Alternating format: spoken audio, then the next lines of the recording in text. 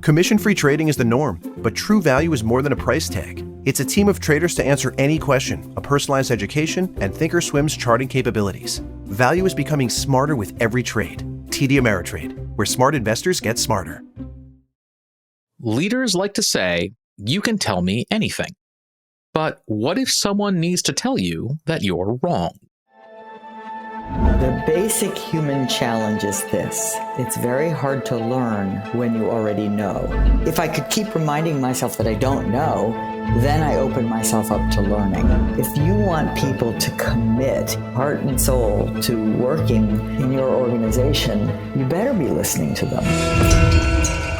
World Reimagined with Gautam Mukunda, a leadership podcast for a changing world. An original podcast from Nasdaq. We want your thoughts. We want your ingenuity. We want your ideas. And we just don't necessarily do or say the right things to make that a reality.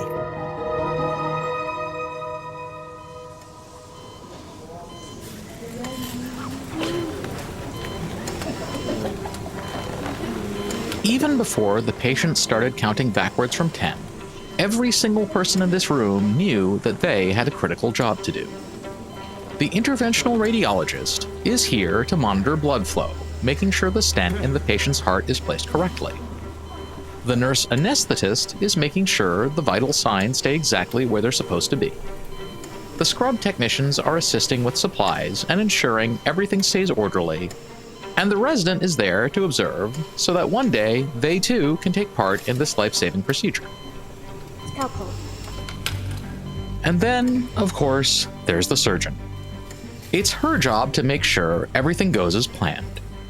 She'll need to deploy her countless hours of practice, training, and study, not only in the realm of medicine, but in building and leading a team she can count on.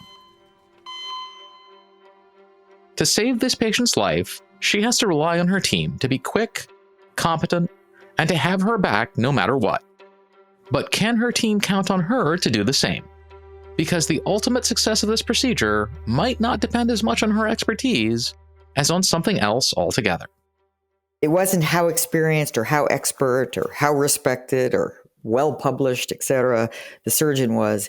It was the degree to which the team could coordinate well.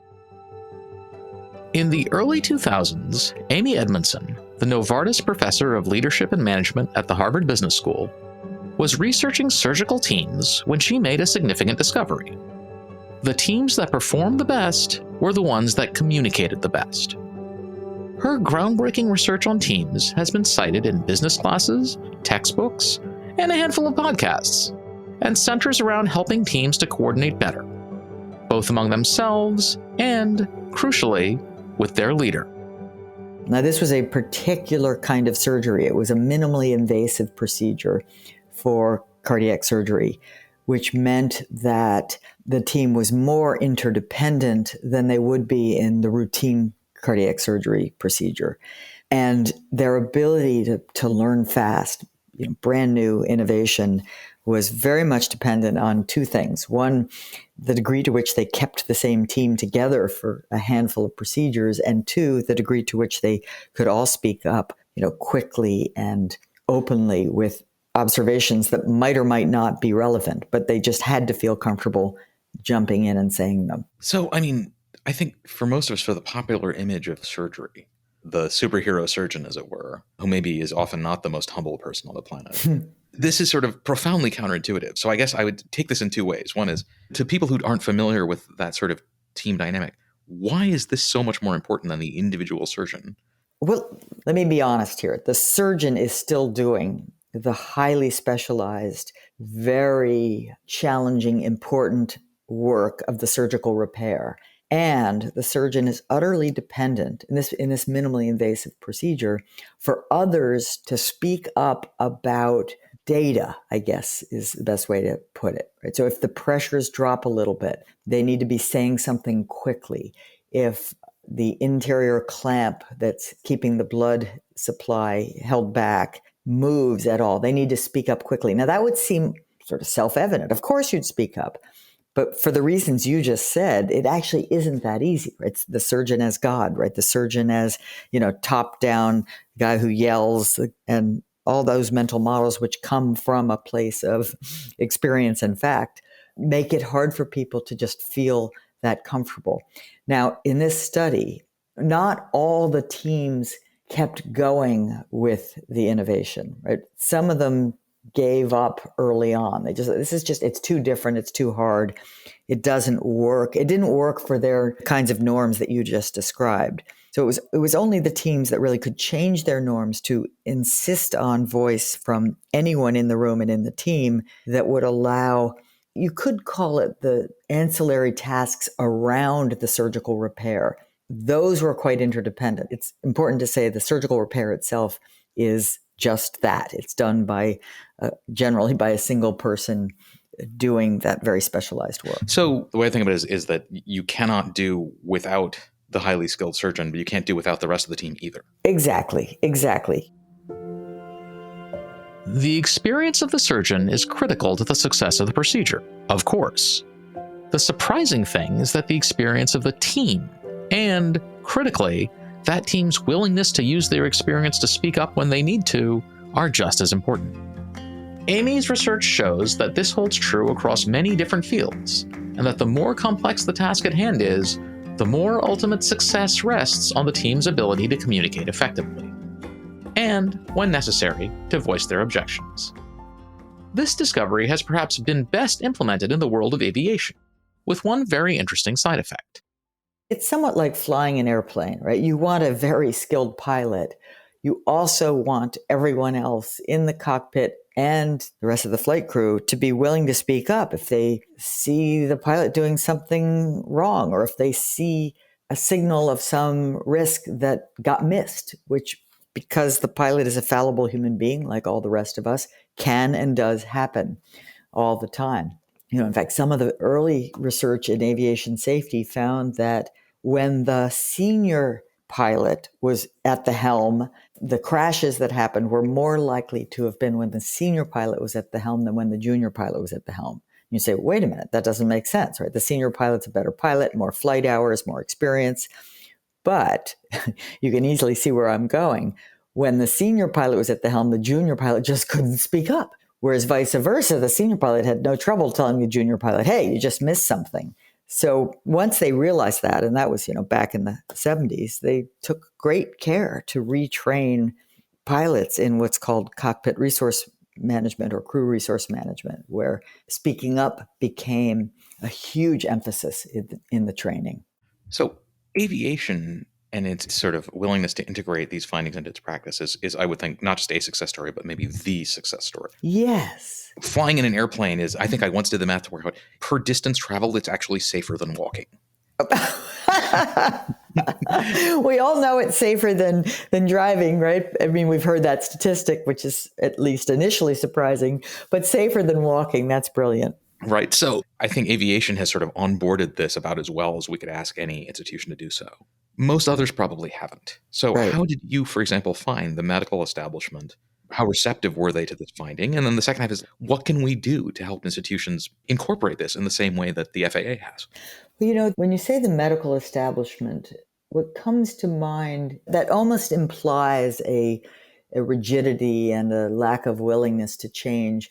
And my experience has been anything but. I think leading physicians are very interested in data. Right? They're very interested in, the latest and greatest research. And so there is, at least at the sort of the top of the field, a deep interest in how do we get better every day.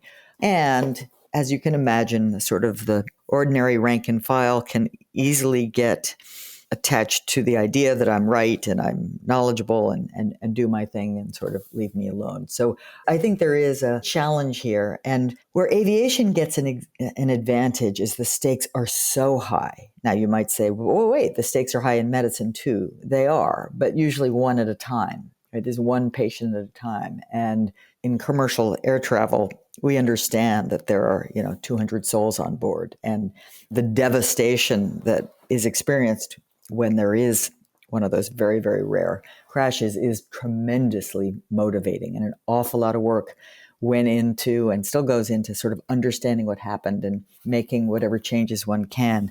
But I think because historically in medicine, when things went wrong, it's a one-off.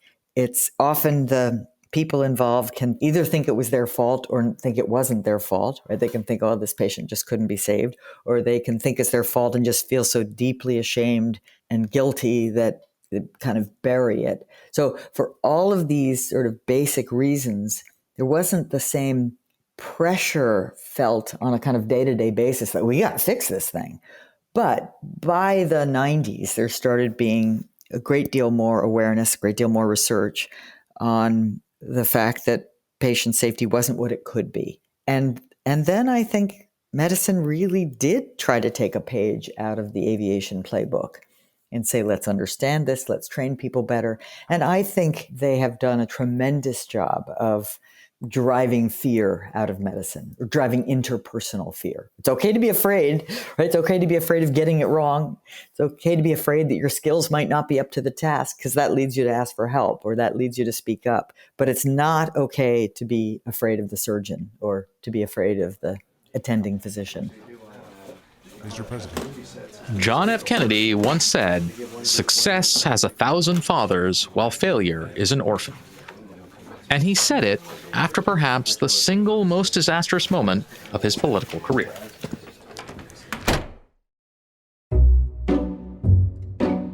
In 1961, Kennedy's administration executed a plan that had been formulated but not approved by his predecessor to train, arm, and deploy Cuban exiles in an attempt to overthrow Castro.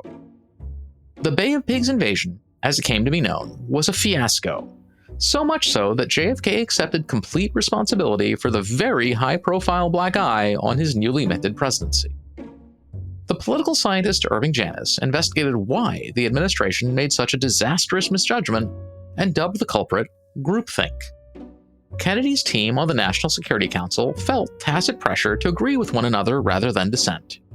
And even though many members had private doubts, those conflicting views were never aired. Had they felt safe to speak up, the entire debacle would almost certainly never have happened.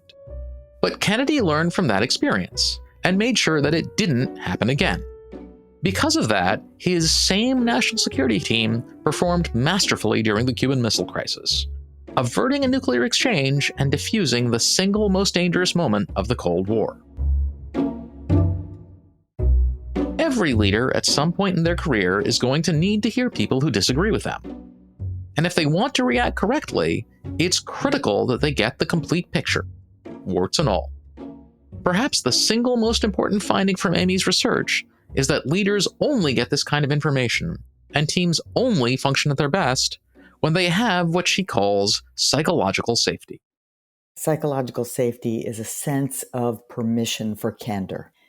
And if we wanted to flesh that out a little, it's the belief that you can take interpersonal risks. And I generally study this and think about this and worry about this in work environments. So imagine a work environment where you don't feel any hesitation in speaking up with a dissenting view or asking for help or admitting an error. That's a psychologically safe work environment. So your work and that of others has demonstrated, I would say, beyond any empirical question, that if there is one thing that's more important than any other in team success, it's this concept of psychological safety.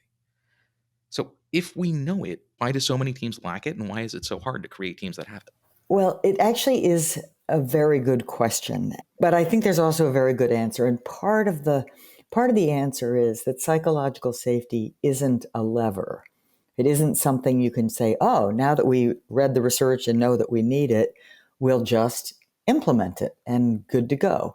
Right? Psychological safety is, in fact, an emergent property of a group. It's something that happens when probably a handful of other things have been done well. And that handful of other things are not natural or spontaneous. They aren't things that people just typically do, but if they're not good managers or not good team members, they fail to do, right? It's actually more rare than you'd think to sort of spontaneously do the things you need to do to create a psychologically safe environment.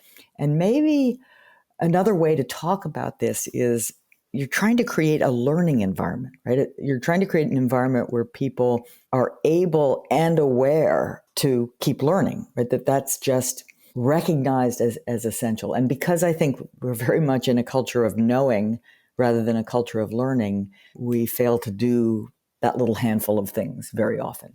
So, I mean, that handful of things that are so critical for a lot of our audience, I hear from feedback, are leaders who are trying to create environments, exactly what you're describing. So what are those handful of things? What would you tell a leader who's trying to create it to do? Well, I put them into 3 categories, the handful of things. And category 1, you could think of the categories as before, during, after, but that's an oversimplification. But the category before I call framing the work or setting the stage.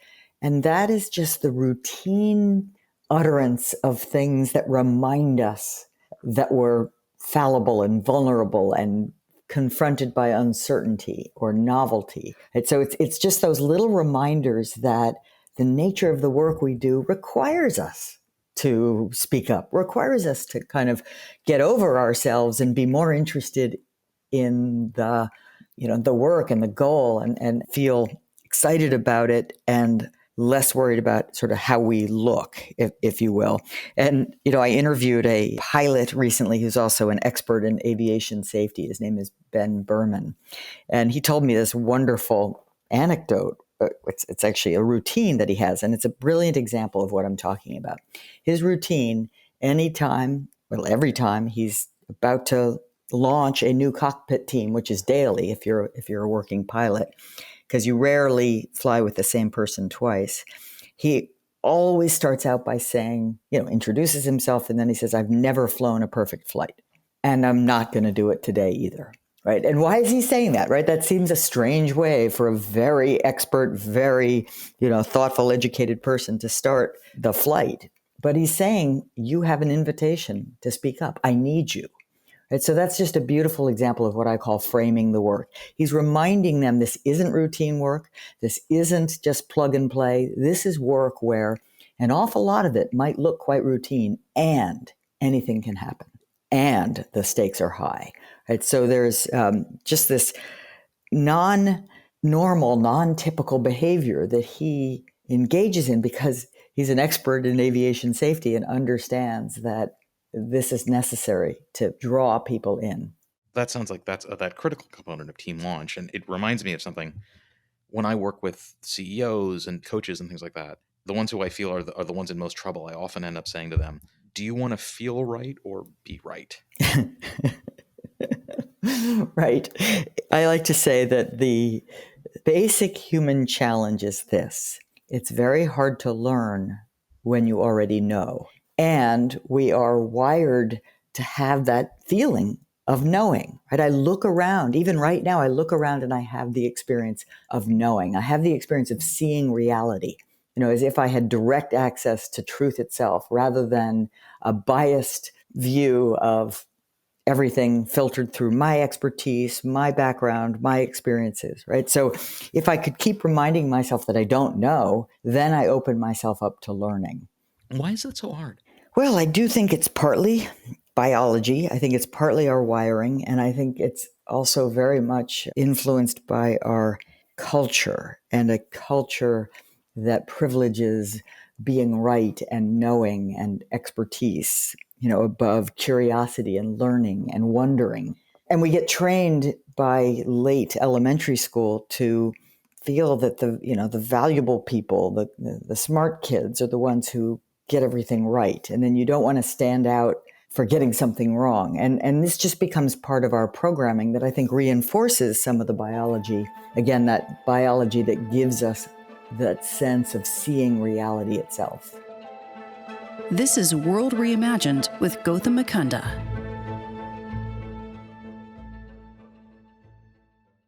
This podcast is brought to you by TDAmeritrade. As a leader, you're constantly looking for ways to improve your skills so you can confidently manage new challenges and opportunities. It should be no different when it comes to investing. At TD Ameritrade, we provide you with the tools, support, and education you need to do one thing: become a smarter, more confident investor. Learn more at TDAmeritrade.com. TD Ameritrade. where smart investors get smarter. Member SIPC. It's hard to create teams where people feel free to voice their disagreements, even in an organization that's supposedly dedicated to it.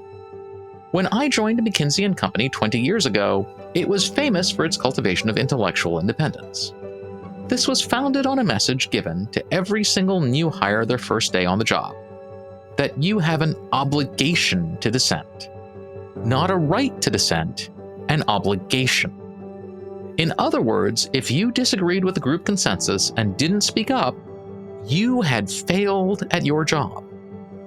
Which may sound a little extreme, but then, laying the groundwork for a psychologically safe workspace where people feel comfortable speaking up isn't easy.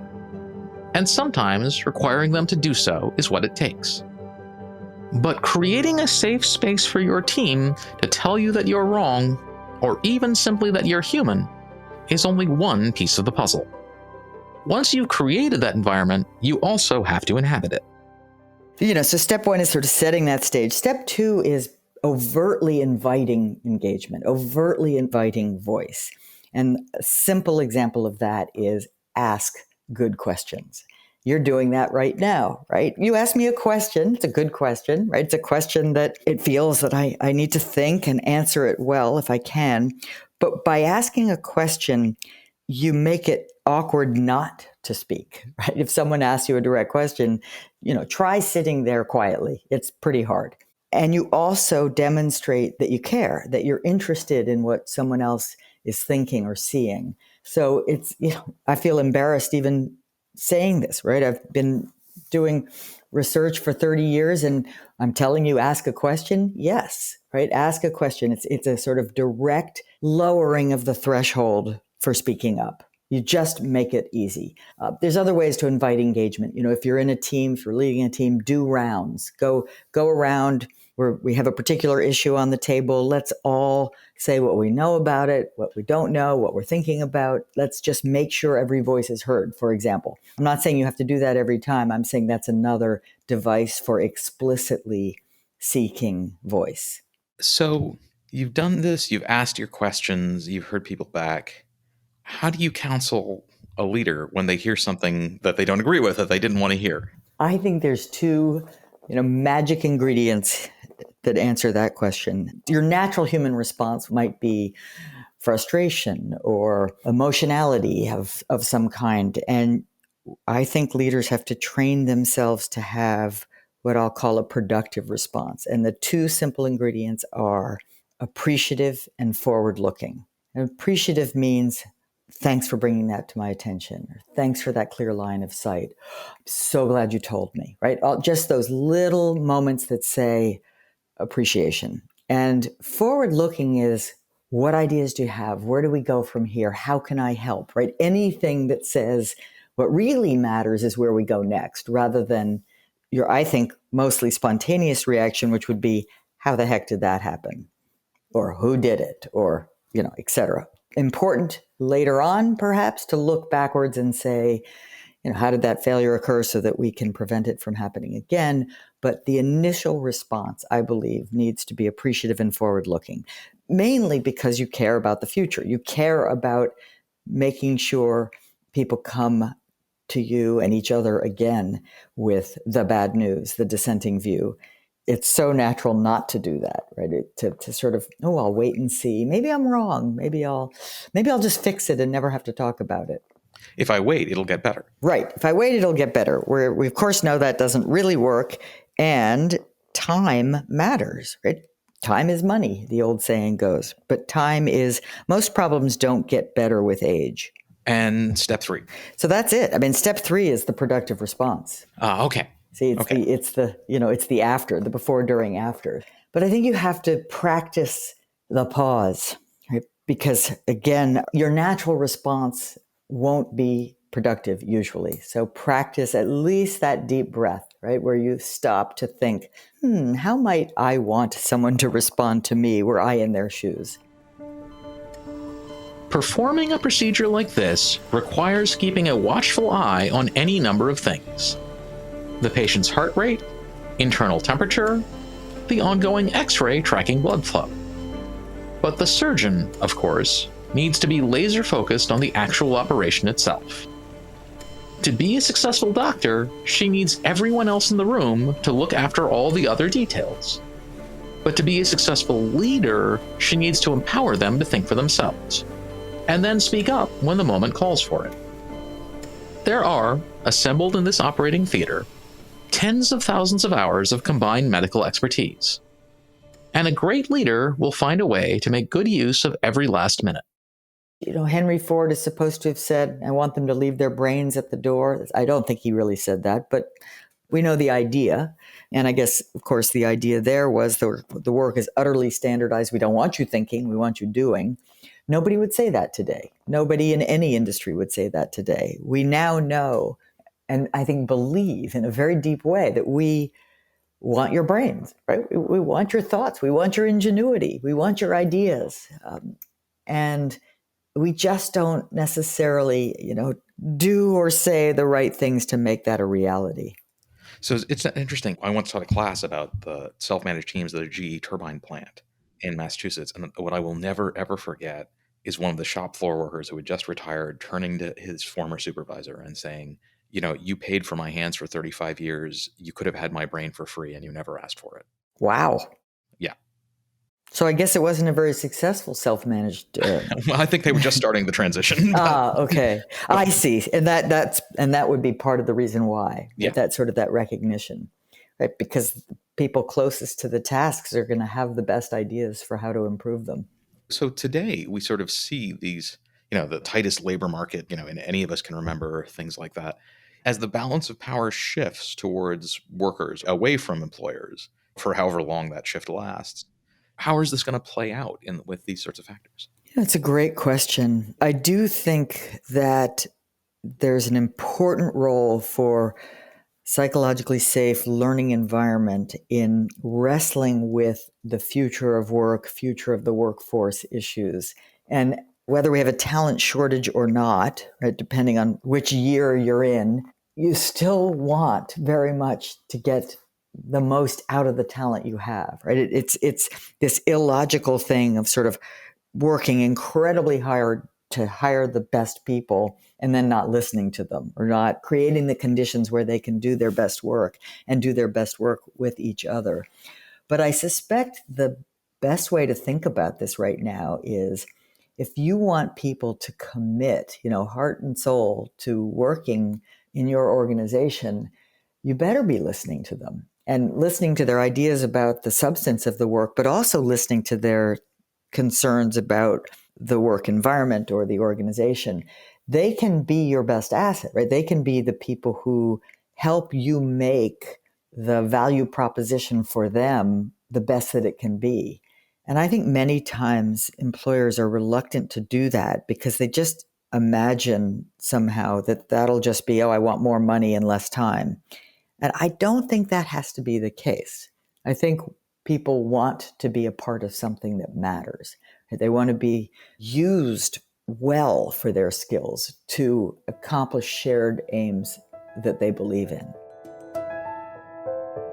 Leading a successful team means creating an environment where all of your team members can feel safe. And so I wanted to ask Amy who had empowered her to speak up when the moment called for it. Who had most impressed her and why? Oh, there's so many. And I have been so fortunate to meet all sorts of interesting people.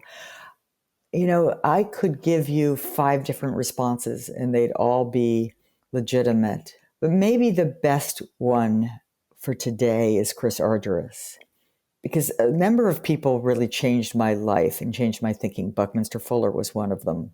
But Chris Argyris is to me, the unsung hero of the learning organization. And he kind of decoded some of our interpersonal codes, our wiring that lead us to behave in non-learning ways. I mean, I think he and his colleague Don Shern, who was also very impressive, really had fundamental insight about how the way we interact with each other, our sort of basic social norms, get in the way of learning.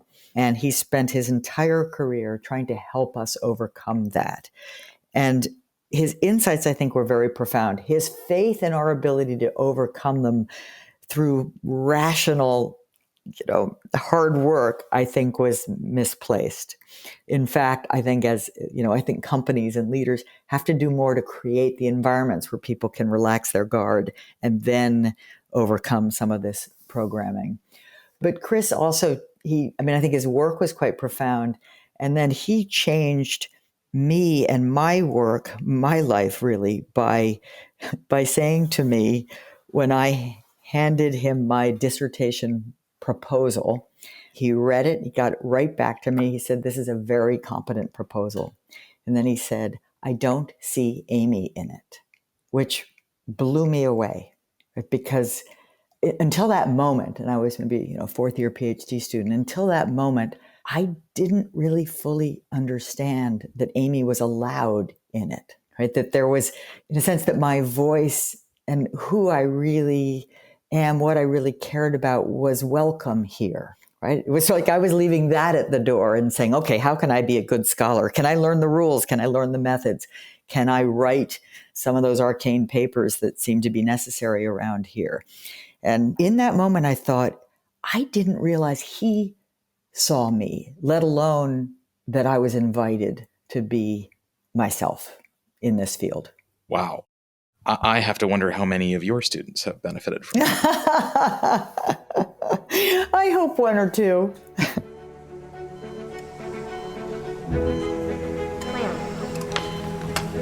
All doctors famously take an oath to do no harm.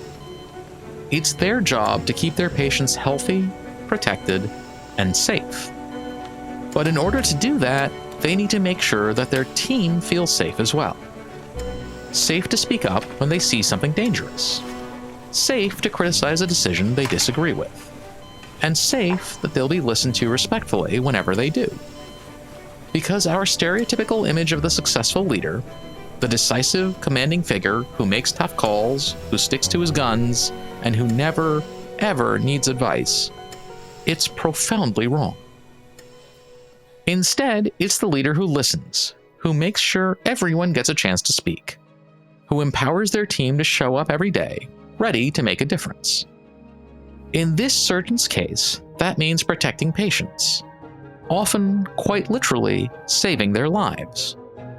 And she does that by protecting her team. And it's right to disagree. World Reimagined with Gautam Mukunda, a leadership podcast for a changing world. An original podcast from Nasdaq. Visit the World Reimagined website at nasdaq.com/World Reimagined podcast.